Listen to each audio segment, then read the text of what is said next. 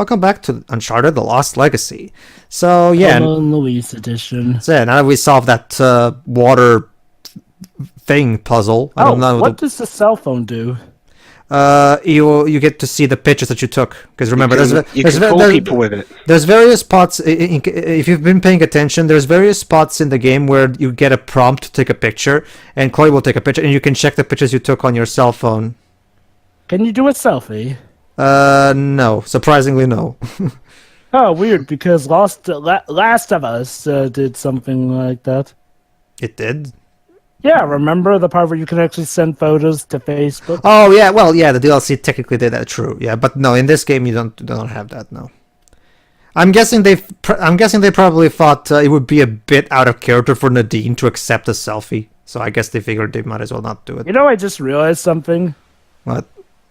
Lara Croft and Nadine could actually be older versions of Ellie and Riley when you get down to it.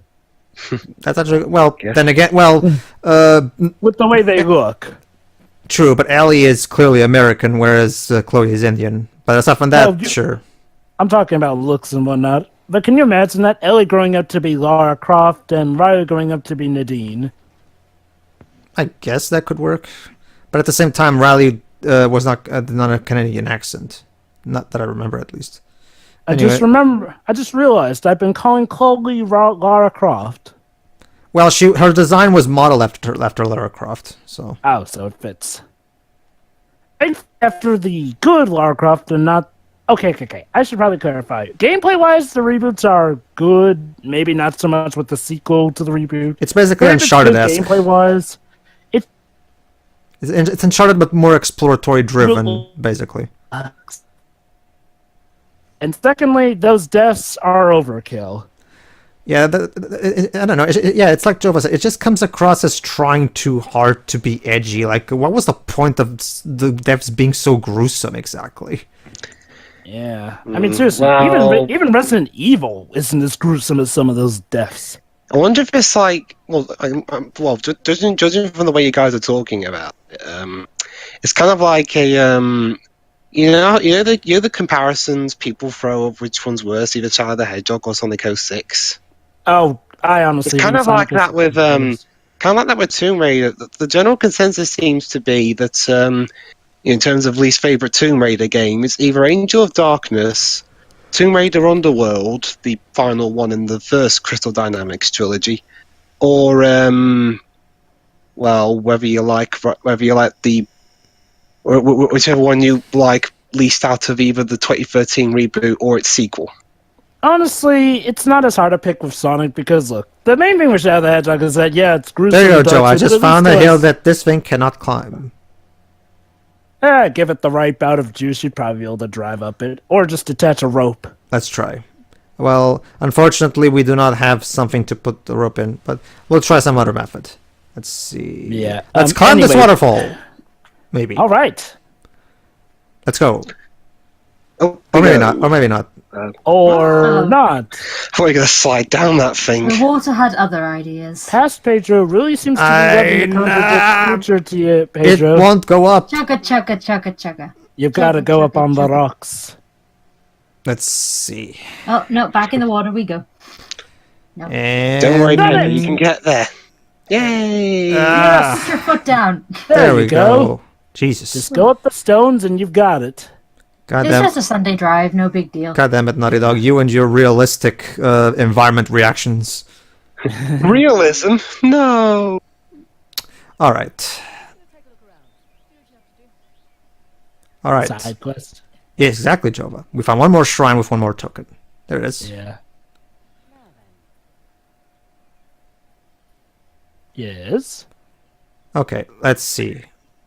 But this is actually one of the more unique shrines because it's not a conventional part where you have to blow up a wall or just to solve some kind of puzzle. Instead, it's just it's just hidden in this. You'll see first. Notice that it's not here. Yes, Naughty Dog, we know this game looks gorgeous. Let them be proud of that.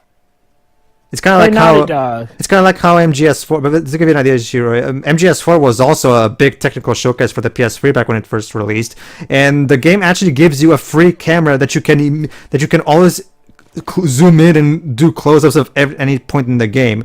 The game dares you to look into it and find faults in the presentation. So that's kind of interesting. Anyway, there you go. There's a token. I wonder what a remake of Metal Gear Solid 4 would be like. If Bluepoint could make it like Seems to be even longer. if Bluepoint could remake it like they remastered 2 and 3, I would definitely be up for that. Can I mention how I hate whenever people try to bring the Metal Gear Solid 4 as a defense for David Cage? The problem is that the reason Bluepoint did the HD collection back in the day was because Kojima handpicked them. So I don't know if Konami themselves will also be wise enough to do it themselves, but we'll see. All right, now they're busy trying to sell zombies in the Metal Gear universe to us. We'll see. Zombies in the Metal Gear. That sounds like a pretty awesome film idea.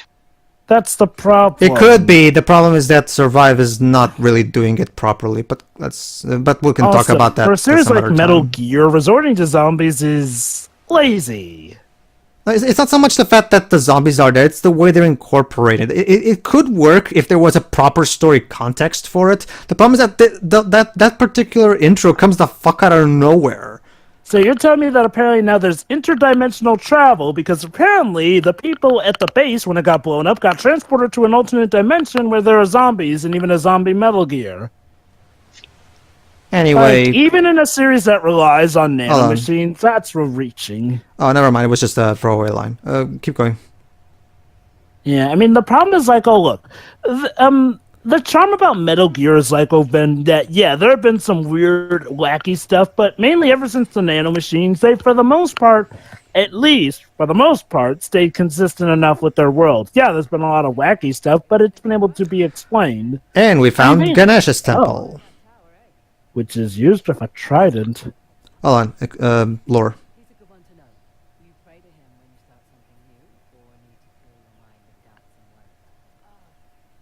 Huh. Exactly. There we go. Because elephants look badass.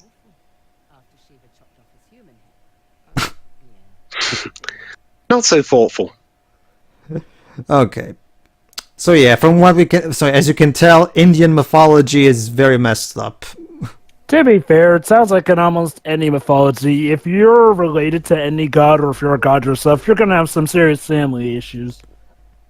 Okay, first let's start marking the guys from Shoreline. Yes, Henry, I know that we're in a tense moment. I want to make it even more tenser, don't you know? I guess. All right. Let's see. Carry on, Joe, if you want. Yeah. Anyway, going back to the Tomb Raider talk clips. See, here's the thing. Yes, a lot of people do agree that the latest Lara Croft games before the reboots, yes, they were pretty bad. Here's the thing, though. Well, actually, Jova. All right, what is it? Well, remember, Jova, there's 2 reboots. Wait, before the first reboot, it was widely agreed that the worst game was Angel of Darkness, and then there was the first reboot with Tomb Raider Legend, Tomb Raider Anniversary, and Tomb Raider Underworld, and then we had the reboot which led to the one with the gruesome deaths. If I recall correctly, though, didn't the second reboot get retconned into being in continuity with the first original timeline? Nah, that's not how it worked, Jova. It's its own original thing. They just remade the first game and made it part of the second trilogy's story. Here's the thing, though. When it comes to that technical reboot here, it's mainly just a story thing because, let's be quite honest, surface and cover level, you can easily mix the two in because Lara Croft, at the very least, was consistent enough character-wise between the trilogies. The problem with the latest reboot is how much of a drastic change. And you know what? I get it. Occasionally change comes with reboot. Here's the problem, though. It's a reboot that just has change for the sake of change. Kind of like problems with Sonic 06's attempt to reboot the universe or the Devil May Cry reboot. it's like the problem with reboots like that is that, okay, look, fine. You want to have a different take on these characters, that's fine, but don't leave fans of the originals with table scraps, or in Devil May Cry's case, make fun of fans of the original. That's just consumer hostile. And I'm going to be quite honest, the character of Lara Croft in the 2013 reboot, you've seen it. You have seen that character arc. Like, you might have seen it at the very first movie you saw that you can remember. It's not so much the characterization that bothers me. It's more so the fact that the writing is so bad and they don't even do a good enough job developing the characters. Remember, we're supposed to care about what's the name of that short-haired chick who's a friend of Laura in the 2013 game? I forgot her name. The one you have to save in the climax. Honestly, I can't. I didn't get that far. And there you go. You just proved my point. The point is, don't get me wrong, the gameplay is good. It's basically, it takes cues from Uncharted, except it goes for a more exploratory thing. You still explore tombs like in the previous games. The problem is that, again, I don't understand. Everything around the gameplay. Yeah, it's everything around the gameplay. The music is bland and uninspired. The game looks gorgeous. I'll give it that. It looks gorgeous. I'll give it that. And why? And I gotta ask, what is with companies' fetishes of making rebooted characters like way younger? Like, why is Lara Croft now? Well, to be fair, Joe, it was meant to be an origin story. It meant to tell us how Lara became the Tomb Raider that we know. So that's why we immediately start with her in the middle of the action. Go on though, Pedro. But Jova, I hate tombs. Irony. I love that. I love the reaction Conan O'Brien. If you hate tombs, then why are you a Tomb Raider? Yeah, he even said, yeah, guess what? Then don't be a Tomb Raider. Like seriously, that's up there with the whole Dante saying "never ever" to the silver hair. Like that sort of stuff is just stupid for a reboot. Anyway, it's not so much. Go back to what you were saying, Pedro. Yeah, it's not so much that. It's more so the plot. Is so.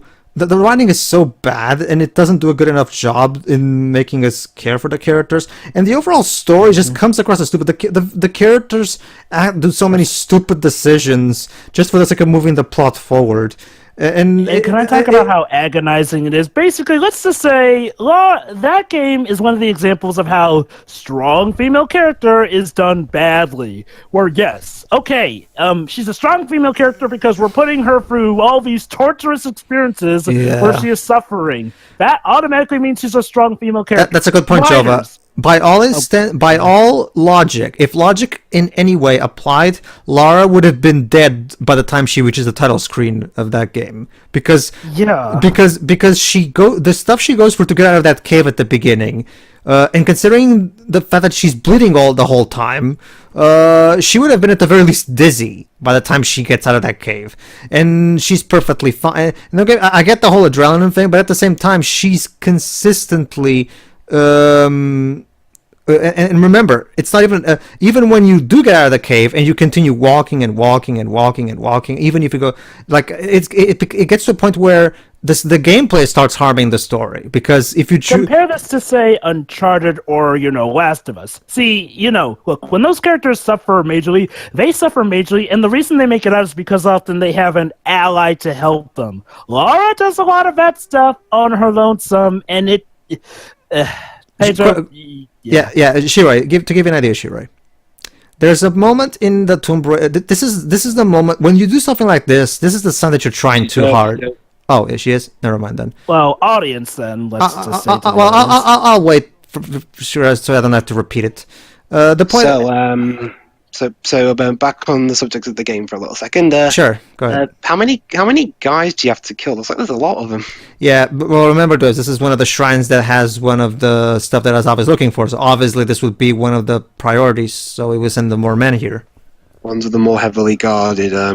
Unfortunately, these are mooks, so obviously they're dumb and they cannot solve any puzzles. So they haven't figured out which is good for us. Yeah. Yep. Headshot. There you go. Headshot. Haha. Ooh, another headshot. Let's see. Staged. I'm just checking if the other guy's not there. Okay. Going off your playstyle, Pedro, you probably favor the no ray and more for Cybertron. Stay still. There we go. I can imagine that guy. Say, it looks like there's a woman pointing a gun at my head. Last sight you see, buddy. Yeah. There we go. Oh my god, a woman climbing to me. Boss, I think I heard a body thudding on the ground. Come here, dude. Come here. Come Well, here. you go check it out then. There we And go. report back to me if you see anything. Hello? Nah, he probably hung up. But they got walkie-talkies, Joby. You can't hang up on. Oops. Bravo Echo Station 537, please come in. Who is this? Are you still keeping lookout? There might be an intruder here. Okay. And do you see any dead bodies? No, all I see is about a tall grass. What, do you want me to find a Pokemon Go for you? Just go and look for bodies, okay? Ah, made you say it. Yes. All right. Let's see. You know what we should have brought? What? Apparently, there's We only should two have brought left. rocket launchers, because I hear there's a bunch of intruders here and they're driving a jeep. But we may kill some of our own if we're not careful with them. Also, Dwibs, If it remember? means the enemies die, it's worth it. Yeah, but You've been watching too much Dark Knight Rises from Bane. Go on, Pedro. also, Dwibs, the rocket launcher would give away our position. Well, fuck it. If it means they're dead, there'll be no one to give the position away to. With no survivors. All right, let's try headshot. Ugh, God damn it! I was gonna. Oh, hold on. Unfortunately, not gonna headshot him because Aw, they're they're gonna talking. restore the space one day. Maybe we should leave them be. They seem to be enjoying the environment. Nah, remember, Jova, they're using one of its resources for evil. Not just that, but the truth of the matter, Jove, is that there you go. See, forget about them. That's in the past. Right. Like a king, of course. Basically, Like a king. Well, I guess to be fair... Oh, come on, how could they not see you from there? I guess to be fair, Hamlet did die literally only 15 minutes after he became king. So, good way. I hereby crown thee King of England. No, seriously, Jibs, I'm not kidding you. Hamlet finally accomplishes his vengeance and becomes king, only to die minutes later due to poisoning. Hamlet's one of those stories where everyone dies in the end, pretty much. Yeah, the end. Da-da-da-da-da-da. okay, so But there's hey, two at more least guys. At least his friend survives and the kingdom is united. Oh yeah, they actually Kenneth Branagh actually made a film about it, but my god, it's 242 minutes. Is that the one that Robin Williams is in? Yes. Oh, I've seen that one. In class, it took us several days to watch that. It's 4 hours. Well, it must be one of those very true to source material bouts. Although, to be fair, when it comes to William Shakespeare plays, they kind of do ask that you be true to the source material. Well, I've heard the movie's good, which is great, because if it were bad, it'd probably be Pedro's least favourite movie. Oh yeah, doesn't Pedro like that movie? Which movie? The Hamlet? Kenneth Branagh's Hamlet. Yep. So I guess it's one of those cases where you're okay with them sticking to the source material despite how long it be. Well, Hamlet is one of Shakespeare's best plays. I mean, it's regarded one of the best plays ever made. Indeed. Lord of the Hamlets. I am looking forward to that. Oh. Oh, there you go, Jova. Chloe is adopting your philosophy. Well, she's got to eventually in this line of business. Hey, could you move over there, guy? Uh-huh. Am I moving your arm? You're kind of blocking the way. All Oh, right. hey, Shira, you're back. Yes, what did I miss? I apologize. No, we're just killing We guys. cleared house. Pedro had something to tell you, I guess, after this puzzle. No, at this point, there's stuff going on. Was this Oh, puzzle- I love that one. Oh, how cute. Yeah, totally. No at all. Yeah. Press the button. Okay, so let's try spinning this. as soon as we get the guy's arm out of the way. One of the spokes on the wheel just turned around. Which means we need to spin all of them. So let's find them. Of course. They're on top of the towers, or at least in the towers. Very good, Webs. Let's see. Well, that was what they were like last time. Well, you mean the puzzle? No, they don't mean that. They mean the wheels. Yeah, that need you to press. spin. That's what I meant. You press the button and it activates one of the spokes on the wheel. All right, let's see. No, not in here. Let's try climbing. And we found another one. The way this section works, actually, she is helping Dwips. Nadine is actually looking for the things herself, and if she finds them, she will activate them for you. Okay. That's nice. So essentially, can you like just stand around? So basically, and wait for her to do them all? there's actually, I think, I may be misremembering, but I think there's actually a trophy for beating Nadine to all of the wheels. Is there a trophy for letting her get to them all for you? I'll have to check, but I don't think Oh my so. god, there's even a competition. These two really are like Riley and Ellie grown up. All right. So I guess we could now. All we just need is the kiss at the end, and we're set. Last but not least, There we go. Joe, this is no time for your fan fiction. Yeah, Yeah, we already had a lesbian couple in Last of Us. We're gonna take a break from that for the sake of not overdoing it. Oh, I wouldn't consider it overdoing. And hey, the relationship's built up. It's Sure. building up. True, but at the same time, it's best not to overdo it. Otherwise, people would start saying that we're pandering to odds, and you know how the internet gets. So Well, yeah, screw them. people will be shouting tokenism or some shit. yeah. Well, screw them. I don't consider being gay a token thing. I mean, if you're gay, you're No, gay. me neither, Joe. But I'm just. I know. Don't worry.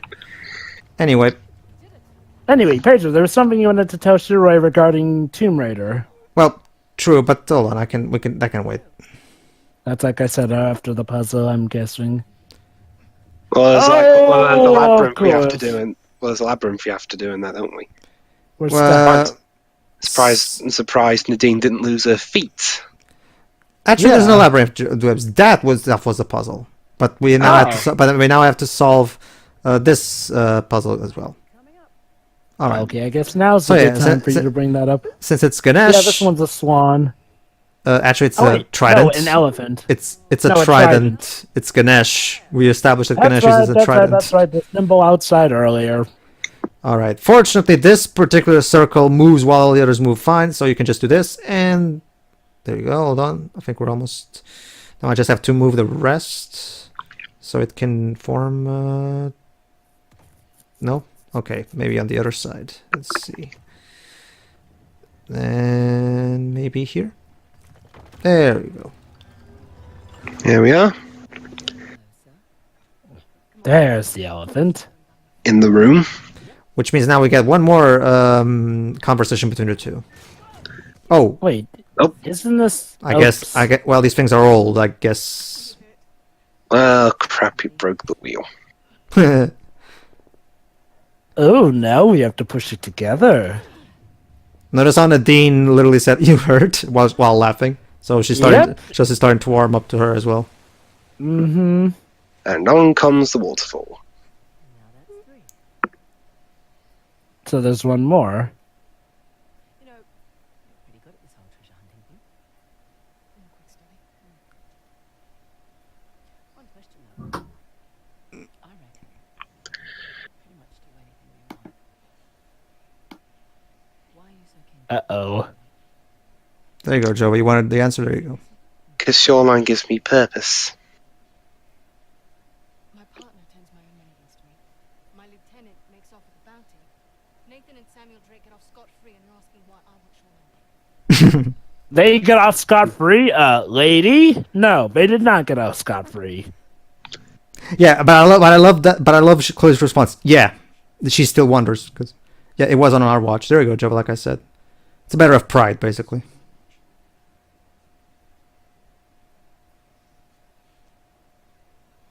Well, that's what happens when you go up against the Drakes. Keep playing with. It's my stress toy. Stress Why don't toy. you just get a fidget spinner? No. What? Wait, what's wrong with fidget spinners? They've gone too far now. Oh, are you seriously telling me we made a meme out of fidget spinners? Yeah, oh, you didn't know? Yes, they are a meme. How do you make a There you go. Hold on. I'll do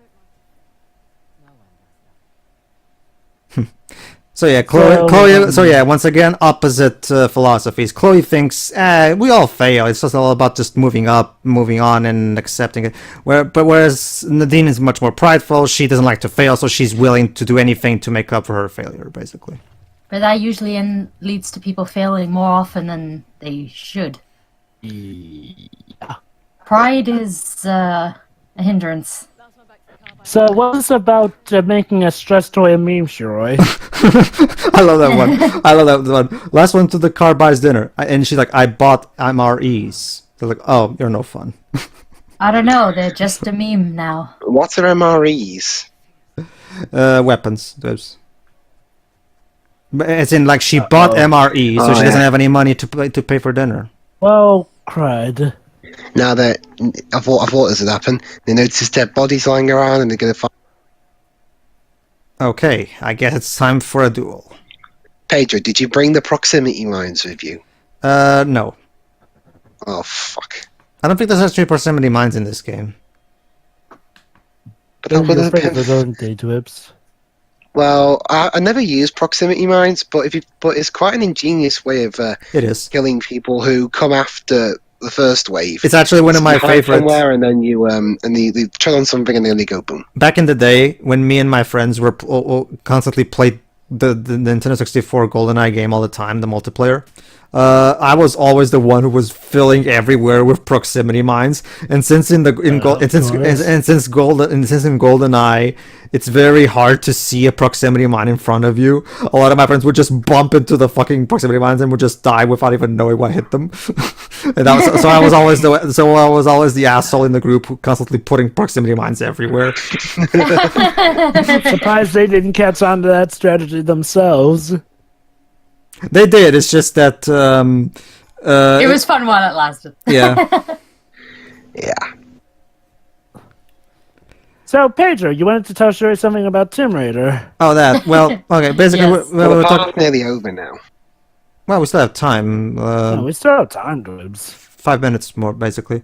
Well, basically, here's to give you an idea of how this is the kind of thing that happens. Okay, when you're doing this, you're trying too hard to be dark and gritty. Basically, there's a scene in the 2013 Tomb Raider game where Lara literally falls on a pool of blood, and you literally see her, getting up from it and stuff like that, and she just falls in it, and she kind of retains all the blood for a bit while you walk. It comes out of nowhere, and it throws in a lot of questions. Where did all that blood even come from, and why is it accumulated as a So it fucking has nothing pool? to do with the movie? No, it's or a the game. It's a game. Oh, no, it's basically, Shiroi, the movie's the tie into the game. No, the new movie. No, I know they were games, but I'm more familiar with the movies. Well, it's interesting because the new movie that's coming out, is it this year, Drips?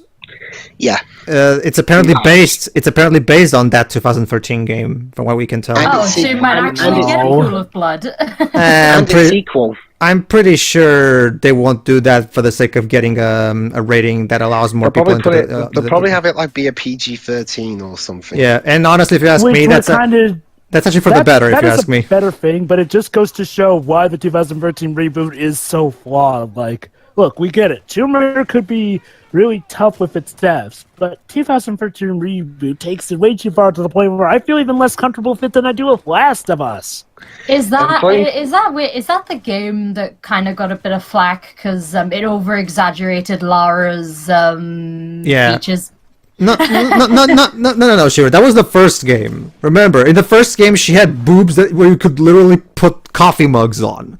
And funny enough, Shiri, while we were talking about Tomb Raider, Jova didn't know that there was actually a reboot that came before the recent reboots. Oh, I forgot because, again, look. And it was made by the The- same developers who did the current reboots.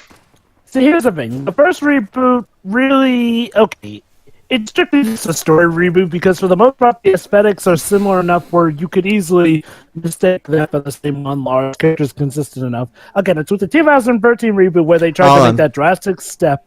Hold on.